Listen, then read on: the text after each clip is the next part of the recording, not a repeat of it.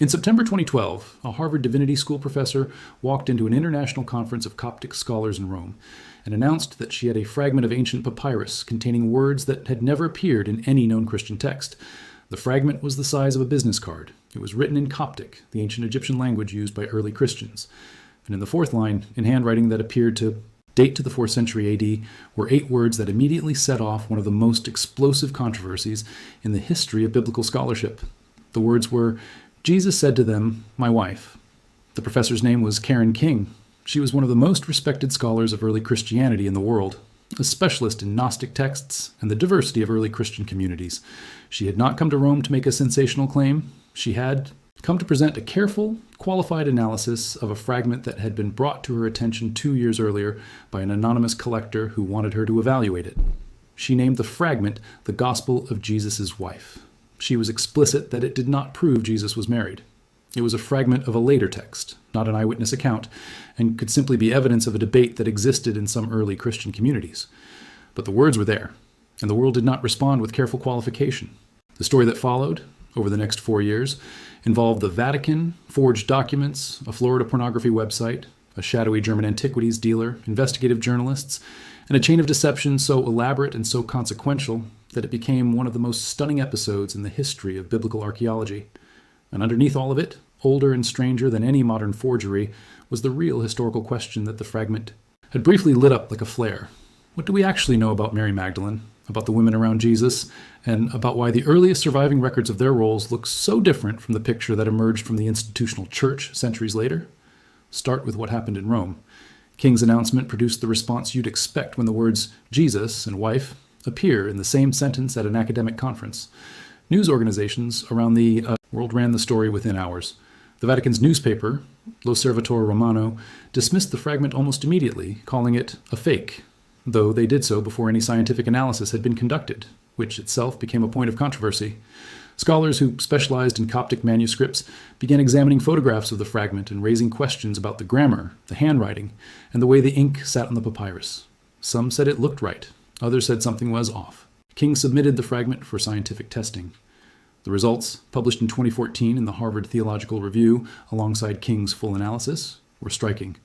Radiocarbon dating of the papyrus itself placed it between the 6th and 9th centuries AD, later than the 4th century King had initially estimated, but still genuinely ancient. Chemical analysis of the ink was consistent with ancient manufacture. The papyrus was old. The ink appeared old. On the basis of the physical evidence available, King's paper concluded that the fragment was likely authentic. And then Ariel Saber started making phone calls. Saber was a journalist, a contributor to The Atlantic, and he had become uneasy about one aspect of the story that the scientific analysis hadn't touched, where the fragment had actually come from. Provenance, the documented ownership history of an artifact, is fundamental to authenticating ancient objects. Fragments and artifacts that appear without a clear provenance record, that simply arrive in someone's hands without documentation of where they've been, are always suspect. The Gospel of Jesus' Wife had appeared from an anonymous collector who claimed to have bought it in the 1990s from a German dealer, along with a collection of other papyrus fragments. That was essentially the entire ownership history anyone had been given.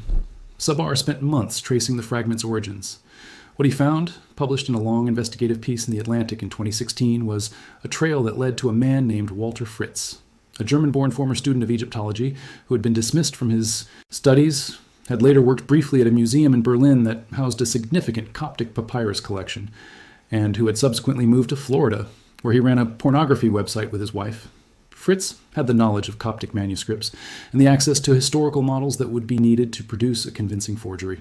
Saber found documents that appeared to connect Fritz to the fragment.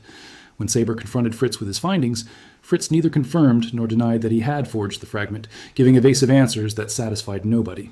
The evidence was circumstantial but substantial, and it pointed in one direction. The papyrus was genuinely ancient. Fritz, or whoever had created the forgery, had used real ancient papyrus, probably stripped from the margin of another document. The ink appeared old because it had been applied to old material and possibly artificially aged. The words themselves had been constructed with just enough knowledge of Coptic grammar to pass initial scrutiny, but with errors that specialists in the language recognized as the mistakes of someone who had learned Coptic from books rather than from years of deep scholarly training, a student, not a master. Karen King responded to Sabar's investigation with what amounted to a quiet acknowledgement that the fragment was probably not authentic. She did not formally retract her paper, but she said publicly that Sabar's reporting had raised serious doubts she could not dismiss. The Gospel of Jesus' Wife, the fragment that had set off a global conversation about marriage in early Christianity, was almost certainly written, not in the 4th century, but sometime in the 21st, by a man in Florida who had once wanted to be an Egyptologist. The forgery story is extraordinary on its own, but it also obscured something that deserved more attention than it got in the years of debate about ink and papyrus. The real historical questions the fragment had raised were not invented by a forger. They were ancient. And answering them requires going back much further than 2012 to the actual earliest sources, some of which were themselves only discovered in the 20th century and which have genuinely changed how scholars understand the world Jesus and his followers inhabited. The question of Mary Magdalene is the place to start, because she is the figure at the center of the "was Jesus married" debate, and because the gap between who she appears to be in the earliest sources and who she became in later tradition is one of the most dramatic transformations in the history of religious narrative. In the 4 canonical Gospels, Matthew, Mark, Luke, and John, Mary Magdalene appears at several crucial moments.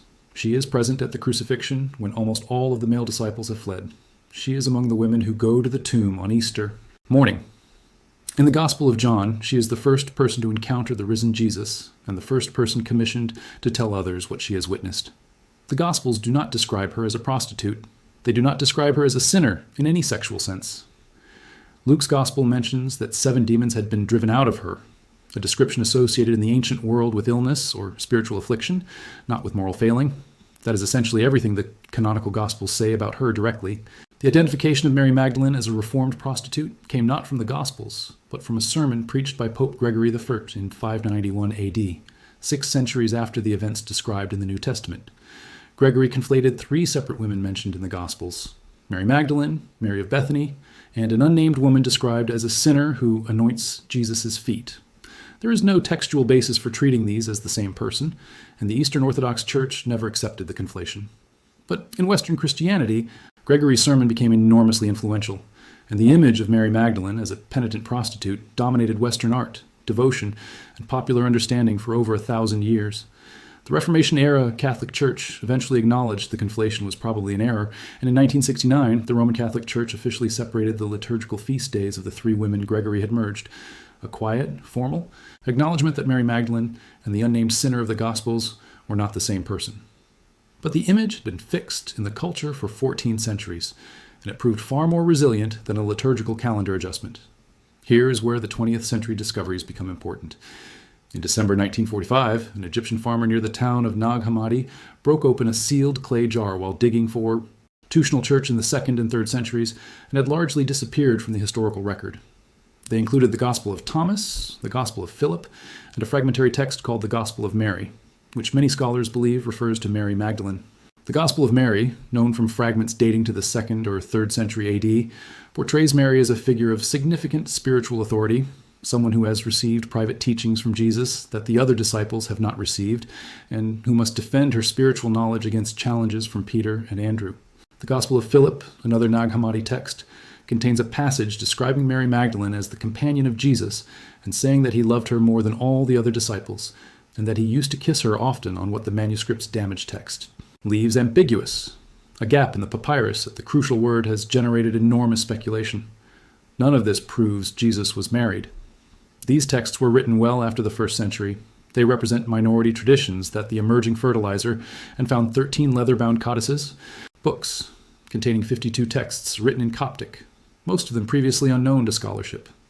These were Gnostic Christian texts, representing strands of early Christianity that had been declared heretical by the emerging Instachurch suppressed. And they are theological documents, not historical records in any modern sense. But they demonstrate that within certain communities of early Christians, Mary Magdalene was remembered as a figure of unusual spiritual significance and intimacy with Jesus, something very different from the penitent sinner of the Western tradition. The Nag Hammadi discovery was followed 2 years later by the Dead Sea Scrolls, found in caves near Qumran in the Judean desert in 1947. The Dead Sea Scrolls are not Christian texts. They are Jewish texts, produced by a Jewish sect or community in the centuries.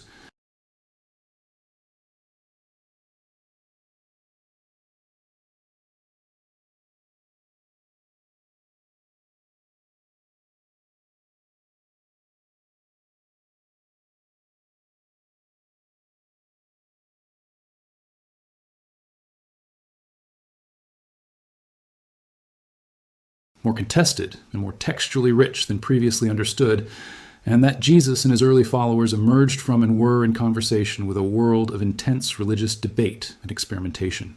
Within that context, the question of whether a first-century Jewish teacher would have been married is worth examining directly, because it is often answered too quickly in both directions. It is true that most Jewish men in first-century Palestine married. Marriage was the expected norm, and celibacy was unusual enough to require explanation.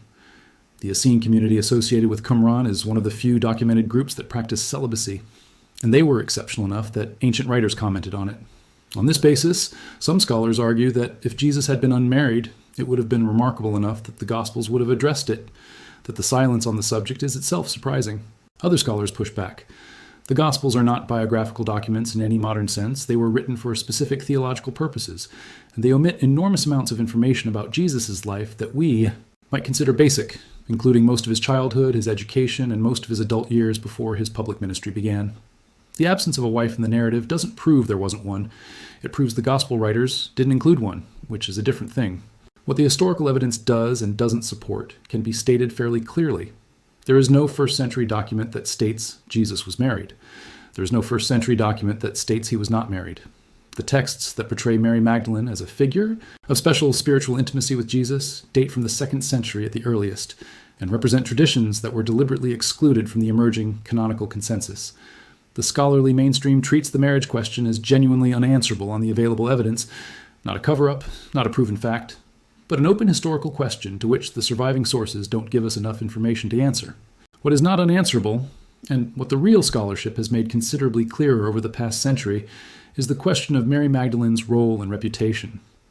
The evidence for her significance in early Christianity is considerably stronger than the tradition that diminished her. She appears in all 4 Gospels at the most crucial moments of the narrative.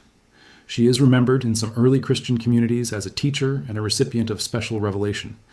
The prostitute identification is a 6th century invention with no textual foundation in the documents that actually describe her. And the process by which she was transformed from witness and apostle to penitent sinner tracks closely with broader shifts in how the emerging institutional church positioned women's roles in religious authority.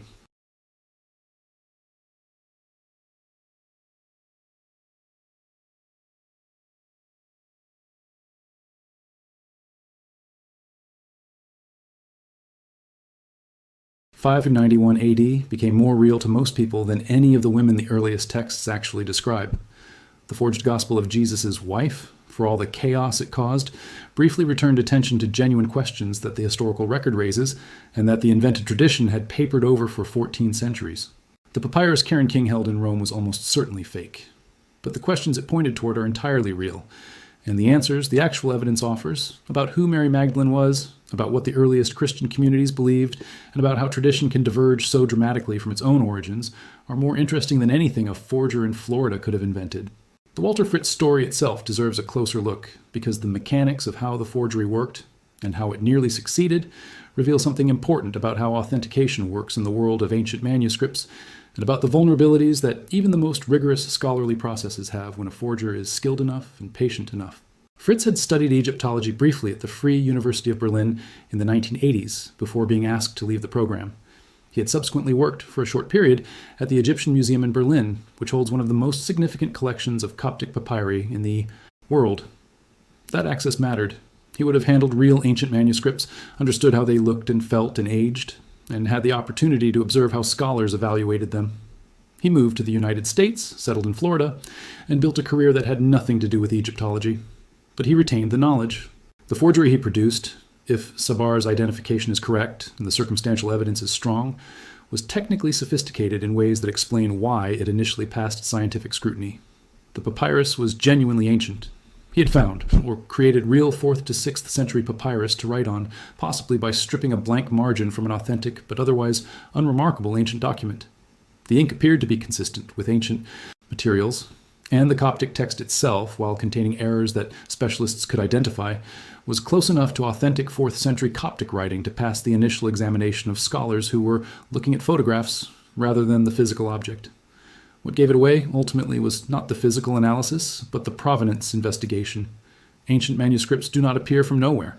They have histories, sometimes poorly documented histories, Sometimes histories that involve the gray or black market in antiquities, but histories nonetheless.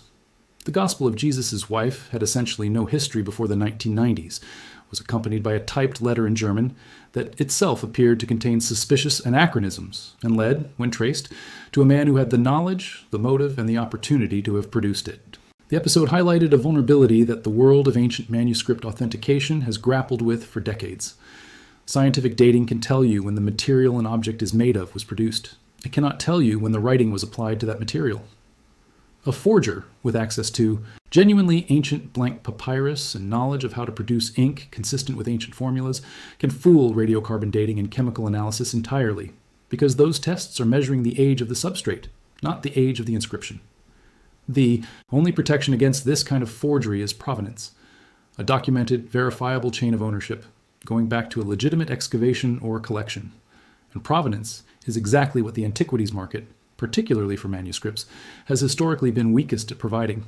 In the years since the Gospel of Jesus' Wife was exposed, the scholarly community has paid significantly more attention to provenance as a prerequisite for serious engagement with newly surfaced manuscripts.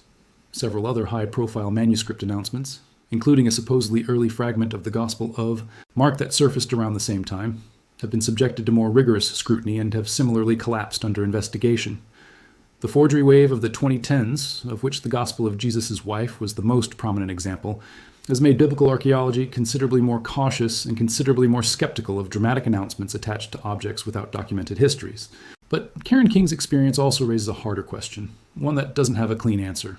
What is a scholar supposed to do when a potentially significant artifact appears without perfect provenance? Refusing to engage with anything that lacks complete documentation would mean dismissing enormous amounts of what we know about the ancient world, since the majority of surviving ancient manuscripts and artifacts were acquired in eras when provenance documentation was not a priority or surfaced through the antiquities market in as ways that don't meet modern standards. The Dead Sea Scrolls themselves were initially acquired through Jordanian antiquities dealers. The Nag Hammadi codices were found by a farmer and passed through multiple hands before reaching scholars.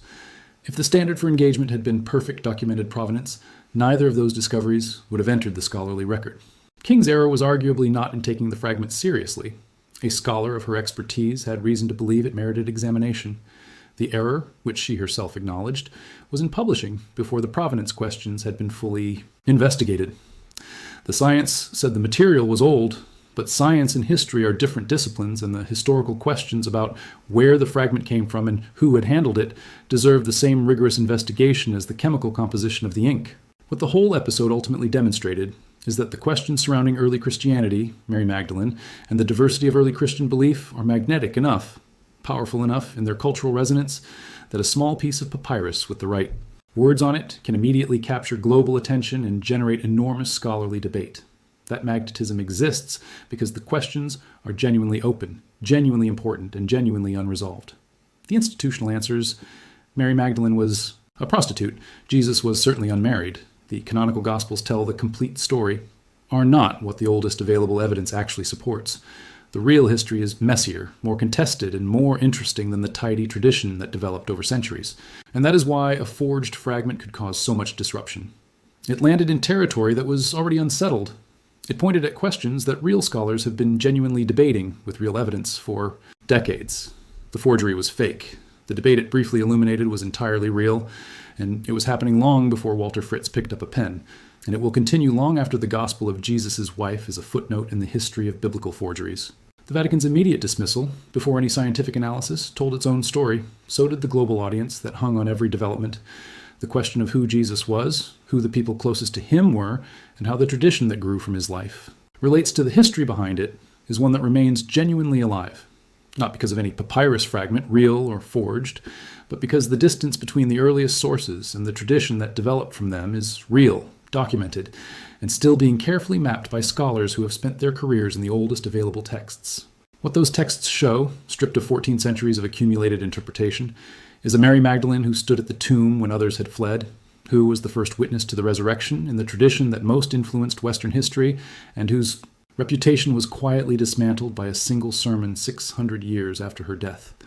Whatever else the historical record does or does not tell us about her relationship to Jesus, it tells us that clearly, and that on its own is more surprising than most people realize.